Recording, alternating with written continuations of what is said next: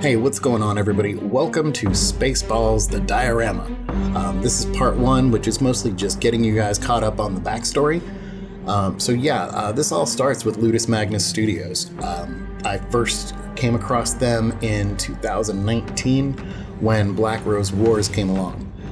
That hit Kickstarter, I want to say June of 2019. So the following year, if you fast forward to 2020, Dungeonology came out. And during that Kickstarter campaign, one of the social stretch goals was a parody of Yogurt.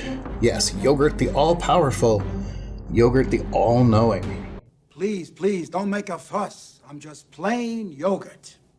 Yeah, that guy. So I was like, okay, this game seemed temporary. It came out before my time, so I went backwards, did a little bit of homework, and if you rewind to 2018, this is one of their earlier games that had its own Kickstarter campaign, and during that campaign, there were the 4 Spaceballs characters with renamed, to avoid lawsuits and for parody's sake. So I'm like, wait a minute, I missed out. This sucks. So the next morning, I was like, wait a minute, I got an idea. I jumped on my laptop and I emailed the guys at LMS that I had talked to during, the last few years.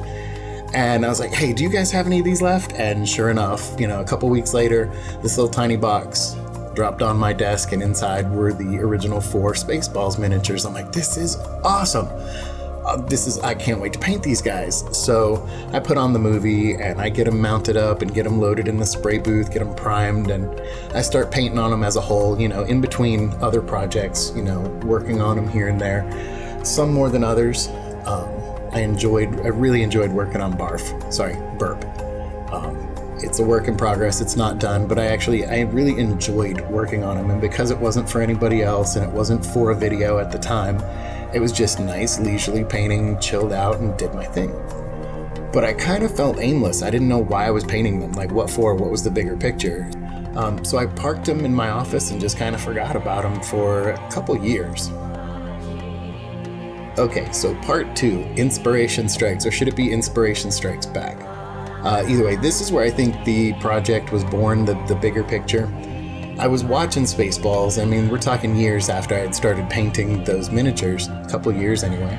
And I was watching Spaceballs, and I looked up one night at just the right moment and saw the Winnebago and thought, I wonder if at like Hobby Lobby or somewhere online you can find an old crappy Winnebago plastic model kit. And I was like, wait a minute, stupid, you own a 3D printer. Come on. So I jumped on Thingiverse and I found a version of Eagle 5 that it needed some doctoring. It wasn't very good. It needed some help in some places. The file wasn't even symmetrical. It was kind of a mess, but I pulled it into 3D, cleaned it up, hollowed it out, and I started printing my own pieces. So first and foremost, I got the wings done. I printed both wings at the same time and got them ready. I got the back end of the Winnebago printed. I started sanding and prepping and cleaning up pieces and sanding off the tiny little bit of imperfections that do come with printing.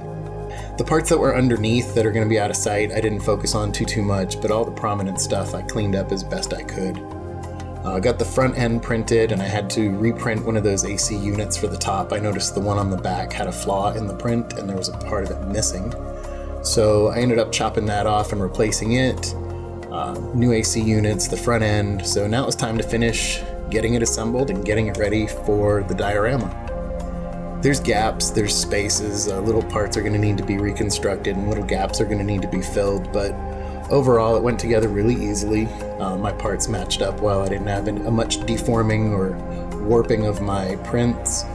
So yeah, everything cured well, it went together well, and I'm pretty psyched, man. It's pretty cool. I'm just about ready to start laying some paint on it and, chase the end goal, which I'll elaborate on here in a minute. But before I started loading up the airbrush to spray paint this thing, I'm like, I need decals. So I jumped into Adobe Illustrator. I did a lot of research online, looking at a lot of different pictures of Eagle 5 from different angles. And I hopped into Adobe Illustrator, measured it pretty well, made numerous copies, lots of, in case I mess up or have a oops moment, I've got numerous copies.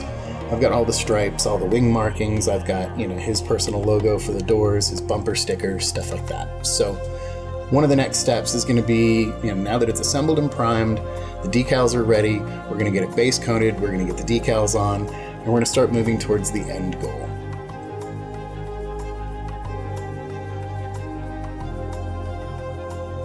Okay, so what is the end goal anyway?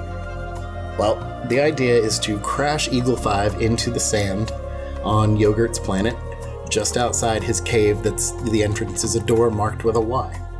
While I'm waiting on Yogurt and Wave 2 of Dungeonology to get shipped, I've got plenty of time to work on the sand, to work on the door, the entrance, and a couple little touches that I think are going to really complete and sell the diorama as a whole. So yeah, the sand, the door, that's all going to be carved out of foam and hot knifed, and I bought some Vallejo sand. I've never used it before. It'll be fun to see how that stuff works out, if it's worth it or not. So we'll get the big scenery done, but to kind of glue it together and sell it with some detail work, I figured the little dink-dinks, the little guys that follow Yogurt around, I'll 3D print, half a dozen or so of those guys, and I can paint them with a cool metallic and, have some fun with those guys. And I can also print, do you remember her royal luggage that Barf had to carry? Scatter some luggage, maybe in the sand between them and the Winnebago. And then last but not least, because this is that desert scene, the part where she's got the gun is at the end where they shoot her hair, and she gets pissed off. And I don't think it fits. It's the only thing that kind of breaks this scene. So I'm pretty sure I've decided, as risky as it sounds, I'm going to do surgery on her, cut the gun out of her hand, and replace it with her giant hairdryer. The one that she was, getting in an argument with Lone Star that she couldn't live without. Her industrial hairdryer. So I think that's going to sell the scene. So yeah, my end vision for this is Eagle 5 crashed in the desert outside Yogurt's cavern. We get Yogurt, the 4 heroes, we put the dink-dinks, the luggage, replace her gun with a hairdryer, and then put up some sort of, flat sky behind the whole thing. And then maybe a nice wooden pedestal around the whole thing with a nameplate. So yeah, that's the end vision. We'll see, it's a work in progress, but that's where we're at so far, and that's where I'm planning on going. So yeah, thanks for tuning in. This is just the first part of my Spaceballs diorama series. I don't know how many videos it's going to take to finish this project. It just will. It'll be what it is. So if you enjoyed Spaceballs, the diorama part 1, if you think this is a good idea, give this video a thumbs up. It really does help the channel a lot.